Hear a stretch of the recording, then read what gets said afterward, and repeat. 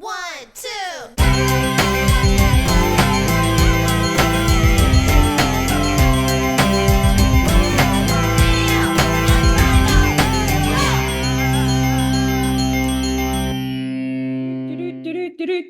Video and Battle Club.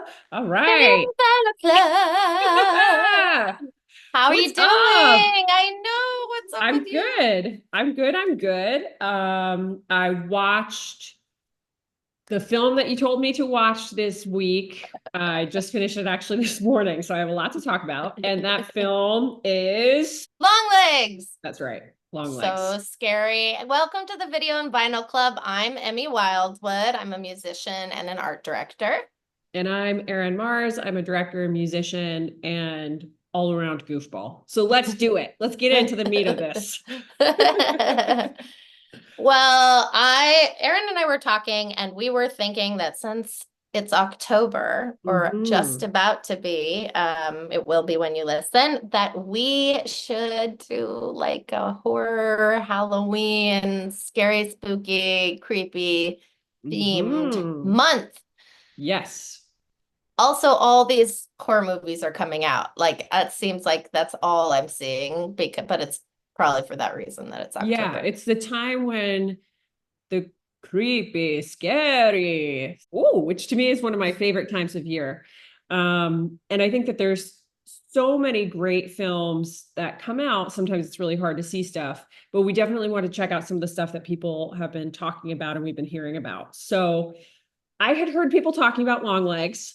I had heard people talking about it more than I'd heard people talking about The Substance, and The Substance was winning all those awards and everything. Yeah. And I mean, okay, I'll just start by saying you had called me and you were like, it's so scary. Don't watch this alone, blah, blah, blah. And so I think partially in my head, I was like, whoa, okay. And I had started it and then I got interrupted and I had to finish it during the daytime, which I was like, maybe this is better because scary movies during the day can be a little bit less scary, right?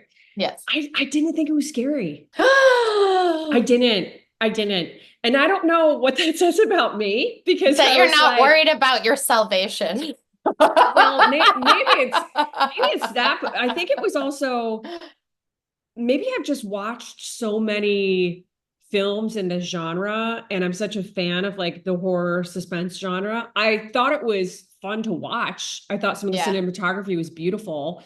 Nicolas Cage is in this film, which is really cool. And I actually kind of forgot he was in the movie until Oh it was yeah, I almost at wasn't the even end. sure. And I was like, wait a minute, because he's wearing all Mhm. these prosthetics and stuff. Um, so would you like to give the audience a synopsis really quick of what the film's about? Absolutely. It is what I think is really interesting about the approach is it's supposed to appeal to the audience as both a crime thriller and a horror movie, which it definitely has both themes. An FBI agent is put on the case to stop a serial killer, essentially. Yep. And there's a twist that there ends up being a personal tie to her. She has a specific relationship with the serial killer, and we find that out as it unfolds, as the story unfolds. But there is a few good twists and turns. Nick Cage plays the serial killer in it, and he is so creepy. Like, He does a fantastic job. I thought that yeah, was he's got all these prosthetics on his face so you don't recognize him. I Until at wasn't. one point in the end, and then his voice kind of helped to me at least be like, oh, right, oh, this is where Nicolas Cage is. Because at first I was like, when's he gonna show up? I I'm had like, the. oh my God, that's it. I had the same experience. I wasn't sure. I was like, maybe I read this wrong, and he's just like a producer on it. But no, that's like how convincing he is, and not until like about halfway or three-quarters of the way through when I really kind of like heard some of his classic uh vocal Yeah, inflections did I exactly. It was really the believe voice. it Yeah, there was was him. Yeah. yeah. And one of the things I felt like Long Legs, if you are a fan of the film Seven, Yeah, I had the and same, Erin. you're yeah, you're a fan of the film, even like that M. Night Shyamalan film where the kid sees ghosts. I'm like totally forgetting the title. Sixth Sense. Um, Sixth Sense, thank you. If you're a fan of those kinds of films, that's like a little bit crime, there's, other elements going on that are other natural, or at least that's the implication that the people involved in the crime believe in that type of occult stuff. It's a great watch. It's fun. It's I thought the use of sound in this film was very precisely used in the Oh yeah, sense T-Rex. It's of all T-Rex. it's yeah, it's all T-Rex, and also the use of silence. Yeah. There's a lot of scenes within the film where, an FBI agent is walking into a room and it almost feels so much creepier because there's nothing. You're not hearing anything. And maybe you'll hear like a little floorboard go, and it kind of really amps up the anxiety you have. If you've ever had a moment where you're alone, but then you hear something and you're like, is somebody else here? Yeah. And you You get don't know like a what's little about. bit Yeah. creeped out. You kind of you're a little bit ready for a jump scare, a jump scare, a jump scare, because Yeah. in the beginning they start off with such a strange, creepy scene that Yeah. really pulls you in. At least for me, really pulled me into that world. That was in the first 10 minutes, you realize this is just going to be a very intense type of film. You're going to see Yeah. some graphic stuff. Hmm. But that being said, having seen a film like Seven, it wasn't to that level. Seven to me is like one of those films I saw so many years ago, but was so violent and horrible Yeah. of the stuff that you see happen to these people that you're like, oh my God. Like I kept anticipating something like that, like a head in a box or Yeah. and So that so yeah. yeah, I know what you're saying. Like it's not as much gore as you would. I mean, there's some gore in it, but so in all horror movies, I can't stop looking for the metaphor, right? Or the Uh-huh. theme. And I really Yep. can't stop because a lot of times in horror movies, it's like, here's what's really scary, in life. Yes. We're afraid of, getting murdered or dying of cancer, but what's really scary is, how much Yeah. Botox we use, or what's really scary is, that we can so easily get pulled into religion or, blindly Sure. follow our husband or whatever it is. Right. And Right. this one was, I think, really scary to me because it was all about not being able to trust the people that you're supposed to be able to trust the most, and that you don't Yeah. know, and that they're keeping it, and that it's like under the surface, it's being hidden from you, you're being kept in the dark, and you never know when whoever you're supposed to trust the most in the world is going to turn on you. Whoop whoop. If you don't want spoilers, fast Yeah. forward the next 30 Well, seconds. right. Okay. I So, mean, for instance, the lead character is an FBI agent who was at an early age being tracked by the serial killer and hunted essentially by the serial killer. And you see the it, damage that does to her and her mother, her mother is a single parent raising her alone. And it feels like it's necessary to give some spoilers because what's discussable to me about this movie is the themes of trust and so many. I mean, this is a major satanic panic kind of movie. Like you're yeah, yeah. like It's got the like Satan so vibes. Yeah. yeah, themes of the devil. And I think that maybe to me that stuff's really scary because it has no face really. Like, you know what I mean? You never know. Yeah, it could be, It excuse me. It could be anybody. I mean, the yeah. element of Or being some of the story that possessed is crosses off. scary. Yeah. Yes, Yeah. totally. And some of the elements of this story that really cross over to some classic films of high thriller tension, Silence of the Lambs, right? You have a Yes. young Jodie Foster, she's an FBI agent. This killer connects with her to try to help her solve these crimes, and he later escapes. That's Silence of the Lambs. this has such a similar moment. You were seeing a young woman.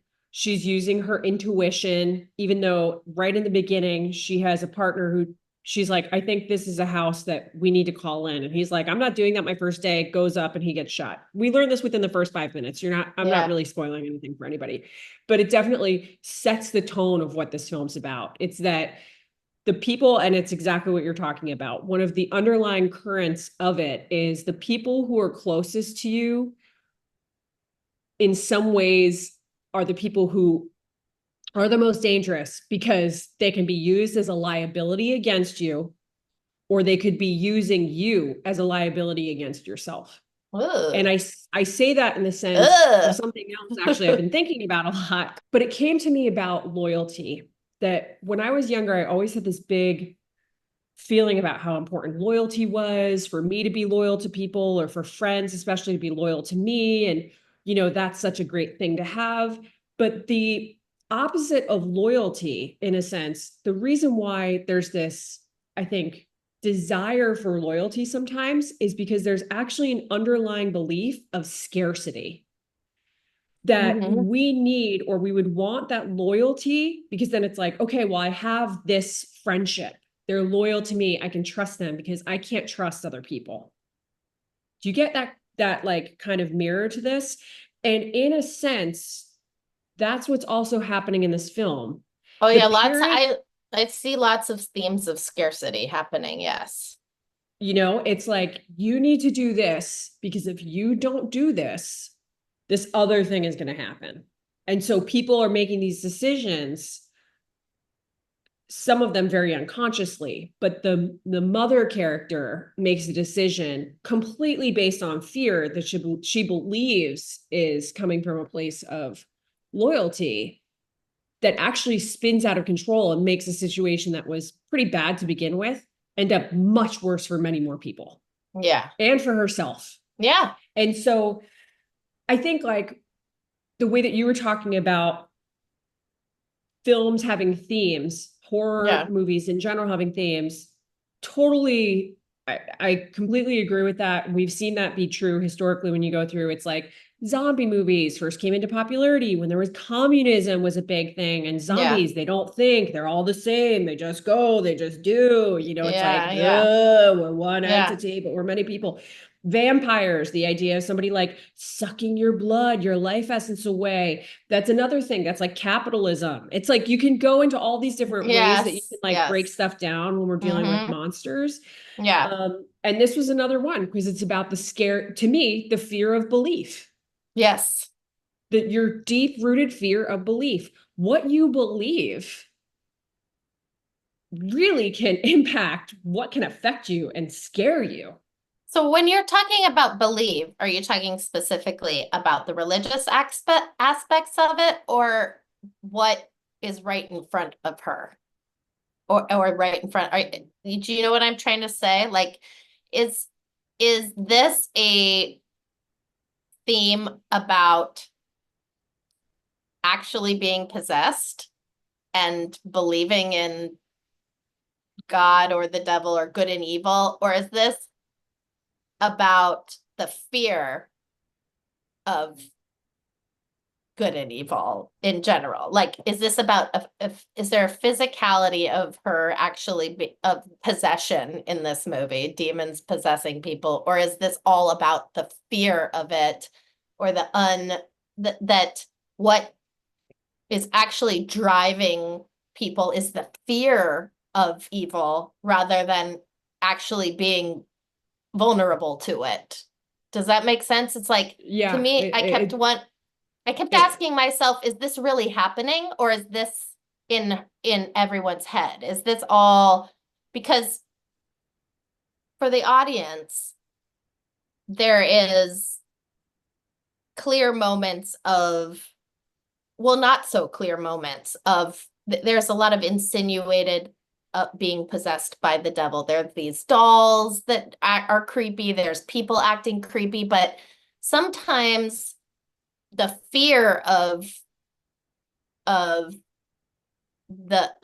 good and evil, or eternal damnation, or loneliness or scarcity can drive you to act weird, not necessarily. So you keep asking yourself, is the devil, are these characters really being possessed here? Or is this just like all fear of, Yeah. do you know what I mean? Are No, these people being absolutely. I mean, brainwashed? right. I think so. Going back to your first question, which Yeah. is about religion, when we're too strict in our belief system or in the systems that which have demanded a loyalty to us, in essence, saying, if you, we can, and I'm just going to walk this back to a religious way, right? It's like, Okay. if one person has the power to connect you to God, Mm-hmm. because you believe you have to go through this one person to get that connection, Yes. well, you're going to go to that person, and you're always going to go to that person because you're going to believe that that person is the person who's going to connect you to God, if that's the desire that you have. Right. And So in in this essence, in this in case, this Nick's film, character, the he's, serial killer, yes, the serial killer these people are loyal to gives a him. choice, yes, to you know, how he gets assisted by telling people, I've got this connection, or whatever it is. There's something there that only if a person has the belief of scarcity anyway are they susceptible to that level of fucked up loyalty. Yes, You yes. have to have, There we and go. there's a thing about that they mentioned. There's, so the main character, Lee Hawker is her name. She has a mother who she calls a few times. You can tell there's this relationship that's fucked up. She can't really understand, or she can't, doesn't fully remember certain parts of her childhood, which start to come clear because she's just like, I don't know that. Sometimes something happens and it feels like somebody's touching me on the shoulder. I'm like, she's very intuitive. There's something we Yeah, get about yeah. her. She's very, very intuitive. And often people who have had really traumatic experiences as a child block things out. It's like they don't remember that. They don't remember, and if you, and many people who are trauma survivors, there's moments you're like, well, this happened, but maybe what happened was so hard or so horrible. There's a part of you that just has to go, I have to close that door, Mhm. subconsciously. I'm Yeah, not going to your remember this. brain does it to protect itself. Yeah. Yeah. And so I think that adds to the mystique and the mystery of the film and why it's actually so terrifying, because so many people, I'm sure, have certain moments they're like, I don't remember that. I don't Yeah. remember that thing happening. Oh yeah, the forgetting is honestly, like, even as a human being, that is, I don't drink anymore because I didn't like forgetting. That Yeah. was just the thing that caused me the most anxiety Yeah. about it, was just like drinking until I forgot and then wondering what happened and all that stuff. And there's real horror in not remembering stuff because anything could have happened if there's this period of time that is like lost, on it, lost to your imagination. Also, I wanted to go back to what you were saying about how Lee is really intuitive, intuitive to the point where they question her. Like, they put her Mhm. through a huge psychological evaluation. Mhm. Right, first 5 minutes of the movie, she guesses, but she is intuitive enough to solve a crime unrelated really to the story in the very beginning. But the director showing us how good she is at her job, that she uses her intuition. It's almost inexplicable Yeah. where it comes from. But like you're saying, trauma survivors often draw from these places. They don't even know where it's familiar to them.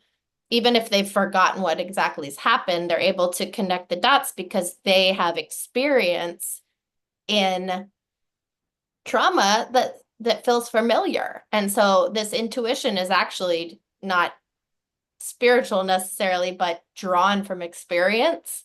And because of that, they put her through a psych evaluation in the beginning to see why Yeah. she is the way she is. And Yeah. I think that's really, really interesting. But it also shows you that your personal experience actually kind of drives your desire to do good in the world too. And I think that's an interesting lightness in a movie that's like very dark is her continued drive to help. Also in to your point of scarcity, she is very lonely. It's lonely to be intuitive. It's lonely to Yeah. want to help. It's lonely to worry, to not trust people. It's lonely Yeah. to not know who you can trust. Yes. And that's the scarcity part of, you know, questioning loyalty. It's like you question someone's loyalty to you and it's very lonely because Yeah. if Yeah. they don't have your back, then you're really all alone in all of this. And Yeah. And it comes down to that like primal urge of survival. You mhm, survive within the pack. And if you're outside of the pack, you're way more vulnerable. And mhm. so that essence in the story also, right from the beginning, struck out to me that it was very clear it was just her and her mom when she was growing up. They don't talk about a Oh father. yeah. They don't talk about anybody. They say no family has visited, all this stuff. And so you're really kind of like, well, why? To me, it was like, why are they so alone? Yeah. Why are they in this position that's so vulnerable? Yeah. What had happened? Yeah. Right. And that makes you think like there's no mention of a father at all. He's not No. brought up in the story at all. No. And so this was written and directed by the same person, which is another writer director, Osgood Perkins. Huh. And this was also What else has so Nicholas Cage also was one of the producers on this film. I saw So that. he Yeah, was in that's it, and he also was a producer mhm. through his company Saturn Films. Mm. Um, I mean, it's gotten very positive reviews. One of the things that I think is funny, and I kind of noticed this a bunch, is like Oregon is always a common setting for like Yeah. creepy. Yeah. You know what I mean? Like it just seems there's this certain, and I guess it has to do also with like the history of the state a little bit. I didn't even realize it was in Oregon. Yeah, because it's got this. I think at one point maybe they said that, or a bunch of the Okay, okay. documents as they're going through birth certificates and stuff. It's a lot of like Northwest Oregon, blah blah blah. Yeah. And there's something about that area where there has been a lot of association with like cult activity or that kind of stuff anyway. And if we get messages about this, like, cool, I'm always open to being corrected if I'm wrong. But I feel like historically there's a little bit, they're pulling from things that possibly could have really happened. And that part of the country gets a lot of rain, tends to be kind of gray, Yeah. lots of trees, very forested, and lots of farms that are sometimes set apart. When you're in a state that's got this isn't set in a city. We're looking at like farmland Rural. that's Yeah. rural farmhouses. Um, so here's my question for you, Emmy. Would you watch this again by yourself? Maybe I would watch it again. Maybe I would watch it again by myself. Yes. Here's the thing. There's a few things that just as talking to you about it, I'm like, OMG, maybe that's like, first of all, the serial killer is long legs. Do we know why it's long legs? No, I was going to say that too. I never understood. So what's the predecessor to long legs that you usually hear in common language? Daddy long legs? Okay. Okay. So Daddy that long legs. so Yep. that's one thing. Another thing is they are so he is constantly, so there's no father in this story, like we just talked about. So these people are looking for father figure. And Mhm. sometimes, so there's maybe that sort of aspect and how multiple people in it sort of follow him blindly as he leads them into in exchange for promises, of freedom from, I don't know, whatever. Anyways, so there's that father figure in there, and maybe that's why there's absence of father in all the other parts of it. But then the other part of it is T-Rex is being played through this movie. He's singing T-Rex lyrics. There was a satanic panic in the 70s. That was a moment of cults and like you were talking about. And in the 70s and 60s, people believed rock and roll was evil, but especially like heavier rock. And T-Rex was glam rock. So they're dressing as, scarier. This is sort of the beginning of metal, you know what I mean? Dressing up in crazy hats and putting nail polish on and singing songs that are, and kids were transfixed by rock and roll. And so people sort of thought of it as devil worship music. And Daddy Longlegs has posters of T-Rex on his walls. He's singing the songs, like you were talking about the use of sound. So it's like there's also this sort of ribbon throughout it that of um cult kind of themes, or which people got involved in the 70s, Sure. Yeah. and people still get involved in them. Yeah. And so yeah, maybe I'd go back to see if there was, because he was sort of the father of the cult. You know what I mean? These people essentially are all kind of following him blindly like cult members. Yeah. I think though in a way it's kind of like Silence of the Lambs, maybe number 2 or 3, I don't know, but at one point where he's has these people and they're doing his bidding, he has them drugged up, they're fucked up, Right. they're doing stuff to themselves that's so disturbing, but he's pulling the strings. And Yes. I think that was one of the essences here, was that There you go. Is he pulling the strings or is the devil pulling the strings? That's what I'm trying to say. Is this yeah, it and is he is feeling he's doing the devil's work. right. But is he feeling it or is he really? So that's kind of what the whole, I know I keep going back to this, but it's like he's the devil because he's just an evil dude, right? You know what I mean? It's Yeah, like he's causing all these things, pulling all the strings because because of his, we don't get an essence of where was the it's beginning of right, it, why did it begin that way, right. what happened, why. um and look, you don't necessarily need that, right? Like, I Yeah, think for what this film is, it's fun, it's getting good reviews, yeah, people enjoy it, it's definitely captivating. I think yeah, there's beautiful shots in it that work yeah. so well. The first Hmm. shot, in essence, right from the beginning, where you see this dude and you're like, this guy's just, something is off with this Yeah, guy. yeah, And him being like, good thing I wore my long legs today. And you're yeah, like, what does that mean? yeah. He's so creepy. Oh, he's so creepy. But it really made me anticipate what this was going to be. I just kind of wish it was creepier. Now, maybe Yeah. other people are going to go, it was so scary. I mean, and it's scary, but to me, it was like, I don't know. And I watched it during the daytime. Maybe that was part of why I had a different experience. Okay, Also, I had a so puppy next to me who was like, having getting in my fun. face a lot of the time. So I Okay, just, check it out. My mom collects dolls, yeah, antique dolls, like the kind that are beautifully made. The faces are sculpted. There are scary dolls in this movie.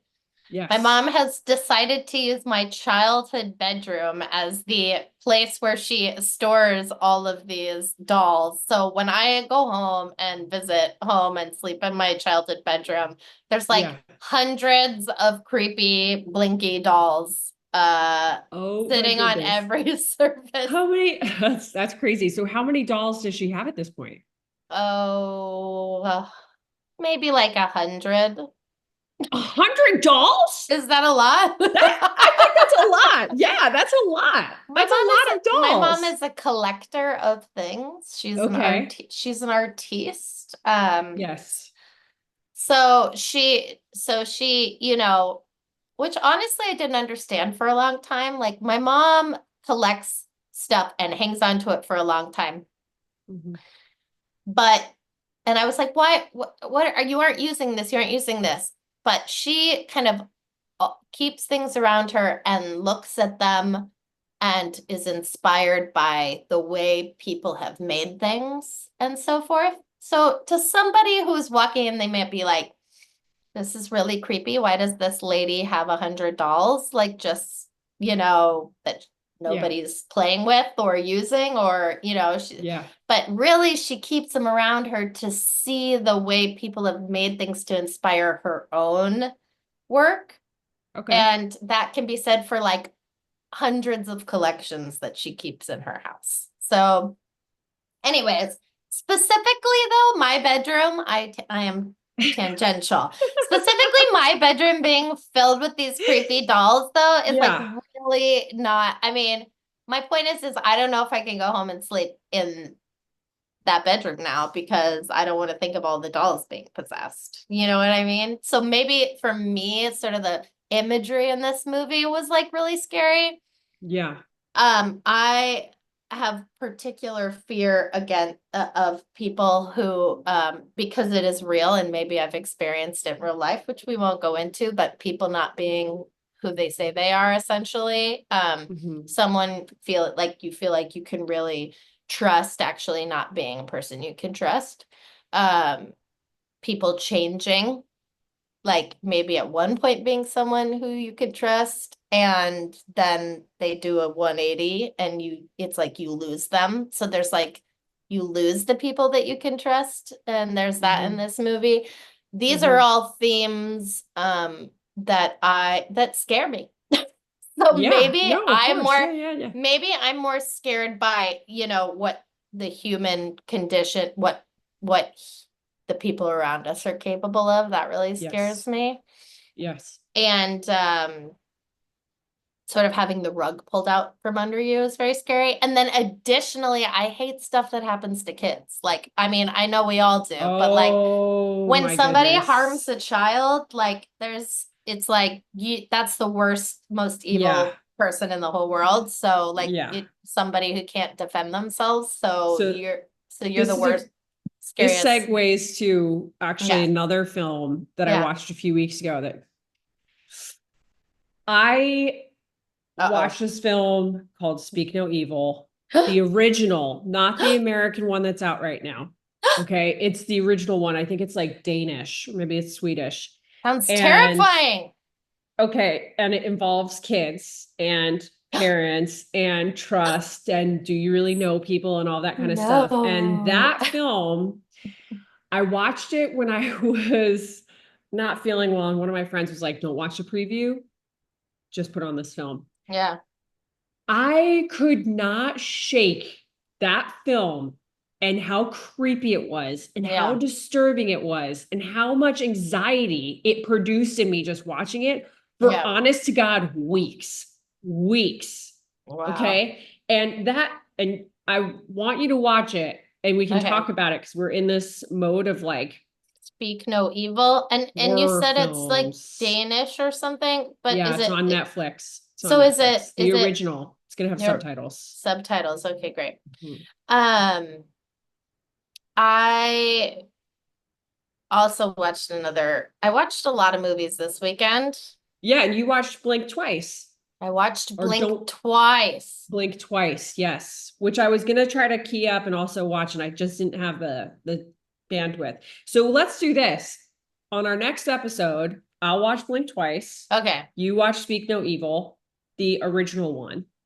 Am I And going if to be we able to handle Speak No Evil? Just yeah, so I everybody knows, I am making a very huge stretch to my consciousness this is a big by deal. Yeah, I this is a have huge deal. not I have not watched scary movies, but it is fun because it's funny because horror movies in a lot of ways are more theatrical. It's more like going to see a musical or theater or something because everything's so Totally. extreme. It's taking you into more imaginative places. Yes. It just sucks that I have to watch brains explode and things like that. But Yeah, that's never super fun. Yeah. yeah, But that's, I think, where people get really, it's not the gore part of it that I think, well, hopefully it's not the part people love. The Right. part that people love is the drama and the dramatic storytelling and how imaginative it all becomes and how theatrical it all becomes. And then, and there's an adrenaline and that happens that you get from watching a scary movie too, that Yeah. Oh, feels definitely. more experiential. Um, Yes. and there's nothing like a horror movie to take you out of reality, you know? Yep. It's Yep. so different from reality that you're really getting to like have an experience outside of your daily life. Yeah. So I can really understand like that's I'm beginning to understand more and more how people can become like big horror fans. Um, Yeah, mhm. for sure. I mean, I do think there is something with energy. I'm going to be honest. Like, I used to watch a lot of horror films. I definitely tuned out from that because I think I was getting like too sensitive and I Yeah, couldn't watch certain things. And that's definitely still with me. yeah. So I do, When October's over, we'll go back to being we're normal. going back to probably different scheduled programming. Yeah, And we have been focusing a bunch on film, which has been really fun. yeah, And I know we have so much music that we would also love to talk about. And yeah. speaking of that music and T-Rex, Well, that's what I was gonna say. I was gonna say let's talk about T-Rex let's because I'm get like, into T-Rex. yeah, because I was a huge Yes. T-Rex fan. I love glam rock. Yep. In my own music, I reference T-Rex often. They were all about making it very loud. Mhm. Their Marshall stack, the half stack, is often photographed in their artwork and their promotional materials. I mean, they really focused on the the overtaking of your feelings with volume.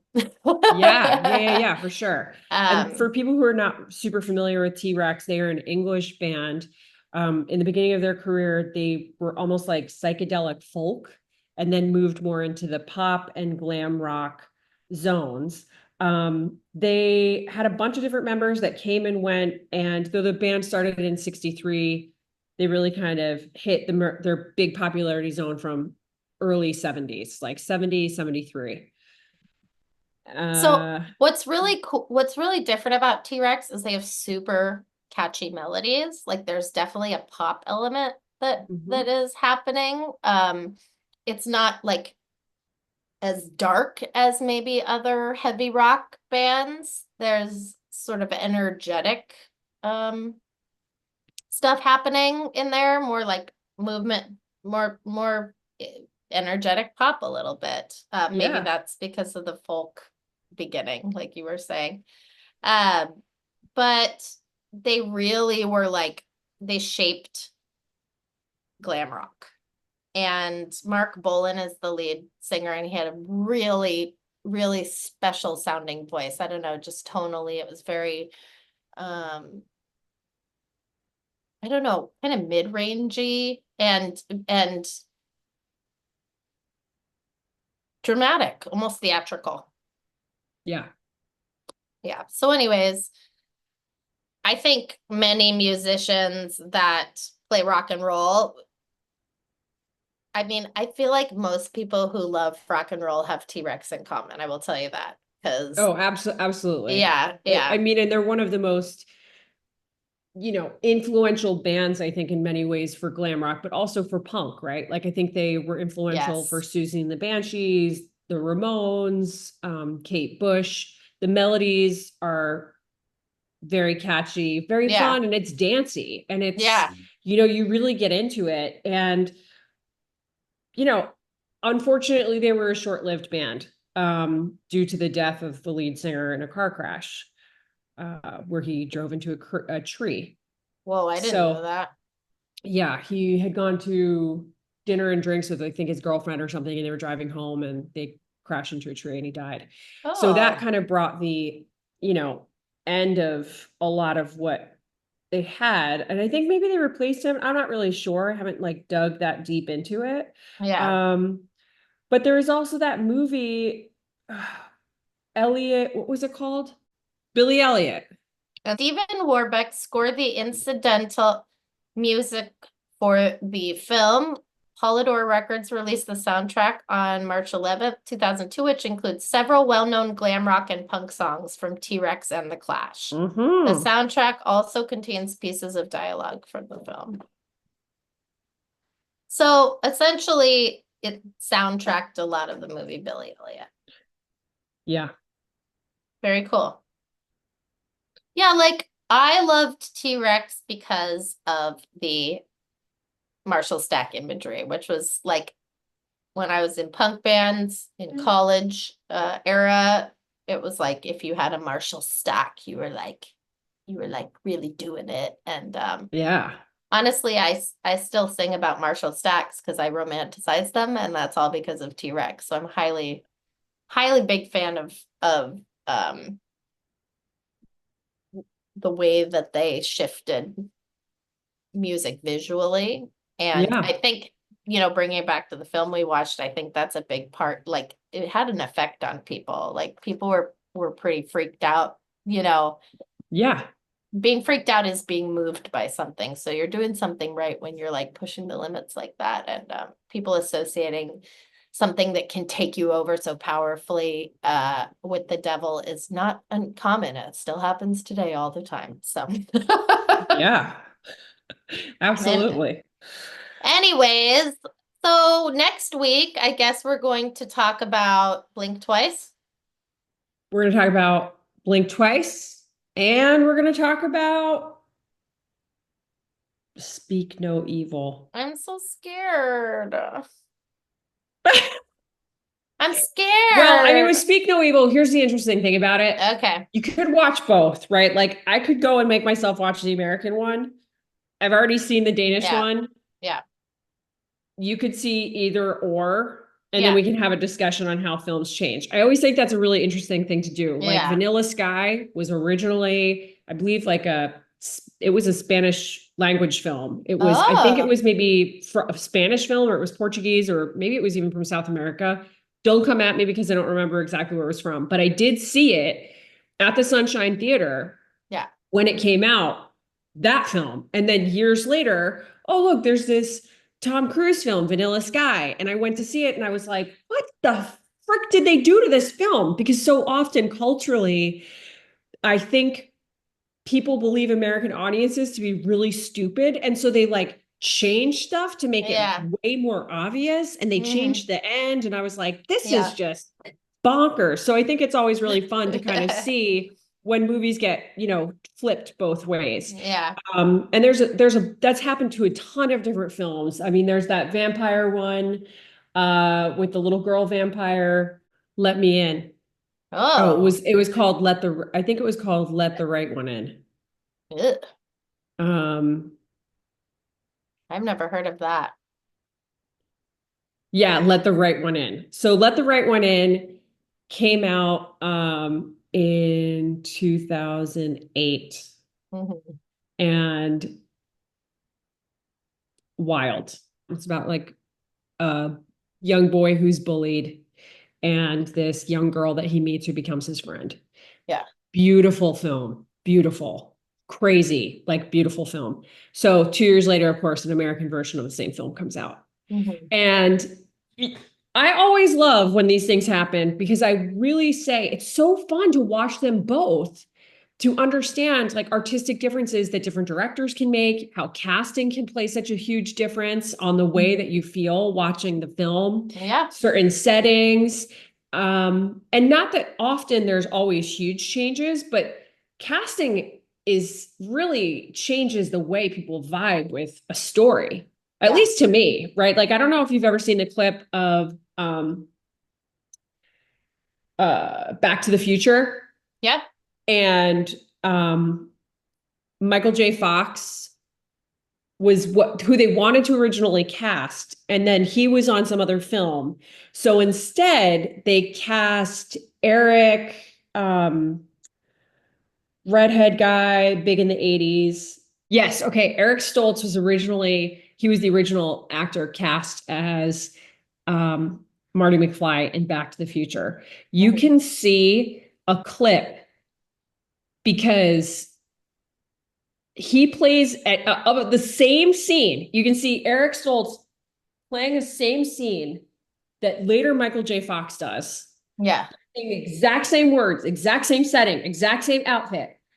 The energy is completely different. Eric Yeah. Stoltz plays it so much more serious that it suddenly becomes this like way more serious film. Whereas Michael J. Fox has this unbelievable lightness to him. And Yeah. so as they were like filming, the director, Robert Zemeckis, he decided he had to replace Eric. He's like, this isn't coming off as funny. This is like it's like heavy. Yeah. So they replaced him and they brought in Michael J. Wow. Fox.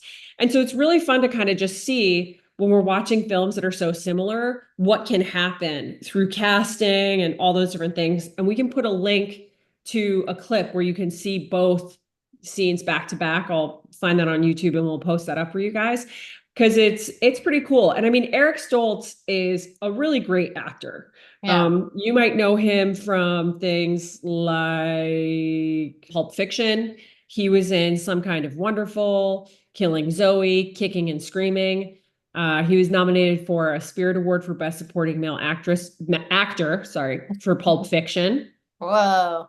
So he's had like a really great career and he's a fun actor. He was at Fast Times in Ridgemont High, um, Mask, Yeah. Lionheart, Some Yeah. Kind of Wonderful, But The he was Fly heavier 2. But and they want he's a little bit more of a serious actor. and they wanted it to be more fun. They wanted Michael J. Fox to be like, And I have to say, like once we get into November, maybe what would be fun, totally, was Michael J. that Fox. was that a good Michael J. Yeah, Fox number? absolutely, The absolutely. Fox, And Fox I'm a huge Michael J. Fox fan. Oh I yeah.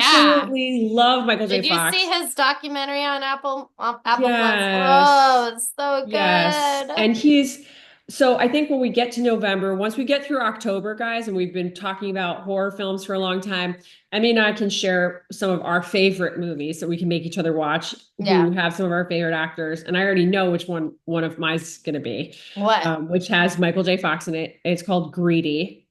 Oh, And I don't know it's that one. also has Phil Hartman, who's by far one of the most talented comedians that ever has lived. I can quote from that movie. I have watched it so many times. I absolutely love it. It's about an uncle who has all this money, and then he's got these nieces and nephews who are kind of sucking up to him because they all want to get his money when he dies. So they're all trying to play who's the favorite. And there's this moment when Phil Hartman says, we've been eating your shit for years and saying, mm-mm, good cook, but not anymore. Or another one where he goes, you've got this, you've got toys in the attic, Uncle Joe, broken toys. And another one where somebody goes, is this a shock? And he goes, is this a shock? No, shitting a sailboat's a shock. This is a fucking catastrophe. Wait, He's shitting just- a what? Sailboat. Shitting a sailboat's a shock. This is a fucking catastrophe. He's just out of control. He's just such a. We're gonna start the podcast with that. You being like, shitting a sailboat's a shock. This is a total. Ba-dum-bum-bum. Da, Oh, da, man. da, da. Okay, well, that sounds fun. So, thank you so much for joining us on the Video and Vinyl Club and for our Halloween horror themed October. We're just getting started. We're just getting started. So much more to come. So much more to come. And so when we talk about Blink Twice next week, I just want you to know that it definitely just to bring this to a little bit more pop culture happening in current events. It is so connected to the like Diddy drama that's happening, which we don't even need to talk about it. I'm just saying for those of you who follow that, keep that in mind if you want to watch along, talk along about it. It is so, I mean, talk about scary, but I'm not going to drop anything. It's just very much in the vein and also forgetting. Wow. Because this horror movie is about forgetting too, that we watched this week. So Anyways, just to drop it in there. But yeah, and there's funny moments too. So excited for you to see that one. And I'm not excited to watch Speak No Evil, but apparently it's gonna be Erin says it's good. So I'm doing this. Well, it's definitely going to make your stomach hurt for a few days. Great. So, Great. Great. Wonderful. La, la, la, la. but to be clear, some people have watched it and didn't get affected like I got affected. I think Yeah. sometimes different things just hit different people in a different way. Yeah. Watch the original one, and I will at least try to go and see the current one that's out. And you can Okay. too if you want to do extra. All right. Love you guys. Thanks for the support, Thanks Emmy. for the support. Big kiss and hug to you as always. Yeah, yes. And if you love Video and Vinyl Club, please follow our podcast wherever you watch, subscribe, and leave 5 stars. And if you want to know what we're up to on the day to day or week to week, please follow us on social media. We are on TikTok and on Instagram at Video and Vinyl Club. Woohoo! Thanks so much. Thanks for joining us. Bye.